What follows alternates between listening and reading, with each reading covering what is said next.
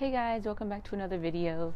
Today's video we're going to be talking about working with tech recruiters. If you've ever, been applying for jobs, I'm pretty sure you have since you're watching this channel, but there's a thing called tech recruiters and they exist. So I thought I'd give you some tips when working with recruiters, kind of like the do's and don'ts of working with tech recruiters, and hopefully some advice will be helpful for you so that you could take along while you are on the job hunt. I'll start with the positives first.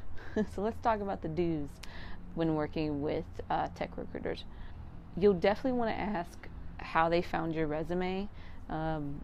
It's good for you and it's good for them. So if you know kind of like the outlets that they're finding you from, whether it be LinkedIn or some kind of job board site, you want to make sure that you ask them this question so that you can kind of keep tabs on how you're being found. So the second thing, be honest about your skill set. So if there are technical skills that you don't really know and you're just excited to get on the phone to talk to a recruiter, then make sure that you're being honest with yourself and you're being honest with them. So if there are, like I said, technical skills that you don't really know, but you know that like are in right now, like React, for instance, everybody's talking about React. Well, if you don't know React, but you're like, oh yeah, I know React, and you kind of do one of those things, that's not going to be fair for you, and it's definitely not going to be fair for them, because more than most likely they're going to want to dig more into that React.js experience, and just because they aren't very technical, they can tell when you don't really know what you're talking about. So if you only have like one thing to say and it's that React is great, then they'll know that you probably don't know what you're talking about.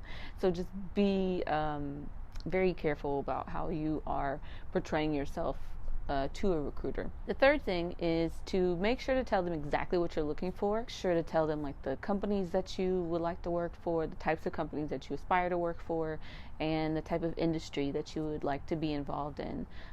Those are kind of big deals to some people. Some people, they just doesn't really matter. Some people, they haven't really given it much thought. So if you haven't given it much thought, maybe now's the time that you kind of think about like, what kind of company do you want to work for? And if you don't have the company name exactly, maybe do what I just said.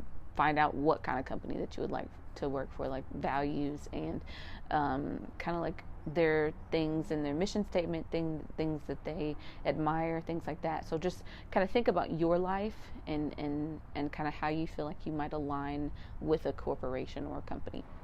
The fourth thing is to make sure to give them a high-level overview of your projects. If there is no role that they're calling about, and sometimes they might not have a role specifically at that moment, but more than most likely they will, and they might hint at some languages that are involved in this role. And again, if you know them and you have projects in relation to those languages, be sure to talk about those projects. You don't really need to go into a lot of technical detail. Of course, again, these are recruiters. Most of them will not really know what you're talking about as far as like technical is concerned, but just make sure that you have an idea that you can present to them, namely what you did in the project, what technologies were used in the project, and maybe one piece of thing that you've learned and where they can go to see more about that project if it's not already listed on their portfolio. And if it is, just tell them that, hey, it's also listed on my portfolio, but you can go to this link to access it if you would like to.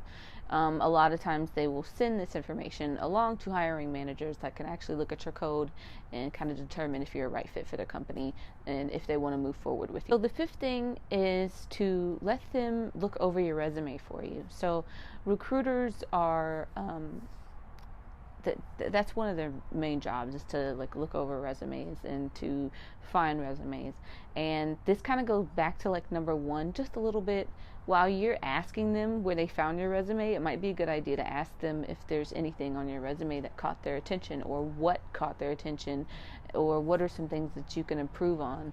And I guarantee you that they'll probably be more than most happy to kind of help you out, especially if you end up being a good candidate for them to pursue with clients that they have. Sixth thing that you should do is make sure to check in with them on a weekly basis or every other week, just to make sure that they haven't really forgotten about you. They talk to a lot of people in the day, and of course during the week they make tons of phone calls.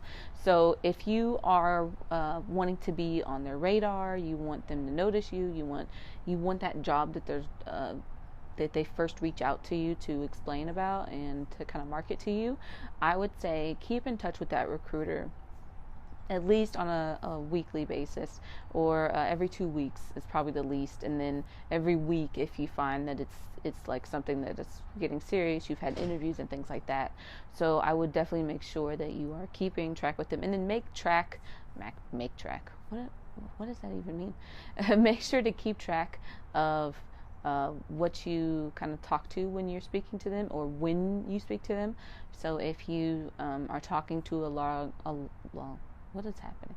If you are talking to a lot of recruiters, then make sure that, and even if you're only talking to a couple, keep track of that information. Make like an Excel or like a Excel Google Sheet or something like that. Excel Google Sheet doesn't exist, but make a Google Sheet and keep track of that information so that you can refer back to it. Like, okay, I talked to Susie last week on Tuesday, in the morning, and maybe the response was she didn't answer her phone, or maybe she hasn't returned that email that you sent to her. So you can make notes like that so that you can keep track with it, so that later on you're able to, like, okay, I followed up with her by email last time, didn't hear anything, maybe I'll try the phone this time. Things like that, kind of keep track of things. So those are all I have for the do's of working with recruiters. Hope that you all enjoyed them. Hopefully they were helpful. If there's any that I forgot, didn't know about, didn't mention, let me know in the comments below. I'd like to hear about your experience working with technical recruiters. And again, thank you for watching, and I'll see you all in the next one.